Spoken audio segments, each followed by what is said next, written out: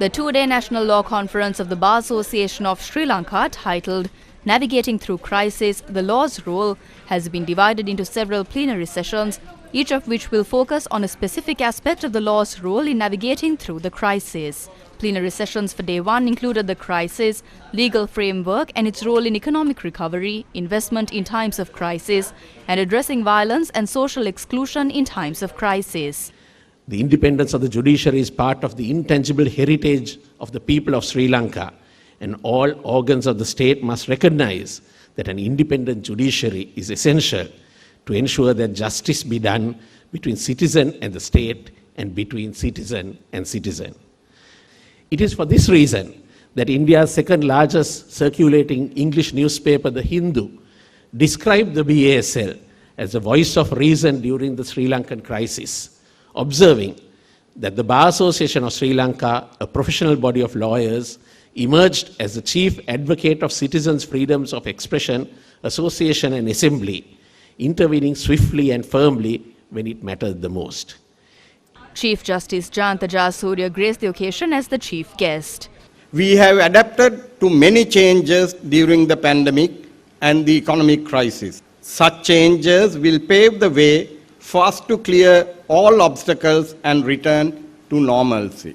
Independence, impartiality, and earning public confidence are pivotal factors that would preserve and protect the judiciary in any system of administration of justice. U.S. Ambassador to Sri Lanka, Julie Chung, was the guest of honor. Democracies are under strain across the globe, and no democracy stands without the rule of law. All of you are the guardians of that precious rule.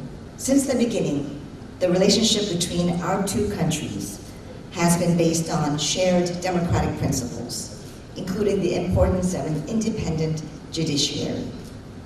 The United States' support for the rights of everyday Sri Lankans to voice their concerns peacefully and participate in their government is unwavering.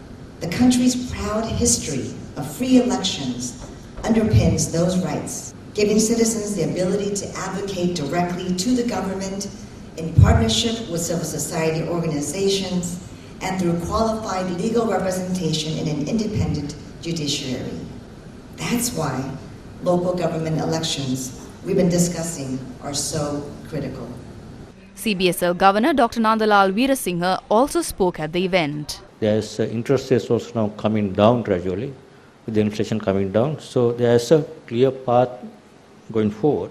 But this is obviously not the end of the story.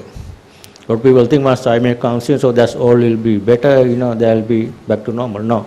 This, I would say, the beginning of a new journey. With the IMF program starting, that we, the government and Central has committed not only the stabilization of economy in the short term, but also increase the capacity to grow, medium to long term, the capacity to grow and implement subtle reforms. We should be able to transformational of the economic model into a different model to what we have been following in the past, which I mentioned earlier. The living beyond means can no longer be affordable.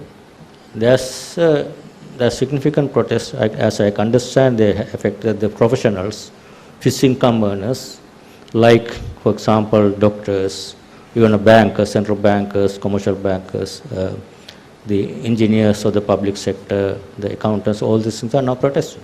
Why? Because they are protesting, they are liable to pay tax, which is their only income. And they have to pay more taxes without any increase in pay, because government is right now is not in a position to increase their pay. So there is no way they can evade taxes. That's the only way they protest and asking for either lower taxes or pay high income or increased salaries. But there are no protests from lawyers, private sector bar. Why is that? Because do you know how to evade taxes? You know very well. That's why you don't protest. Taxpayers paid lawyers are now protesting. Non-taxpayers paying lawyers, so law-abiding lawyers or non-law-abiding lawyers, I don't know, are not protesting. This is why it's fair that everyone pays their share of taxes. Plenary sessions for Day 2 will focus on taxation in the context of recent reforms and new developments in civil law and the notarial practice.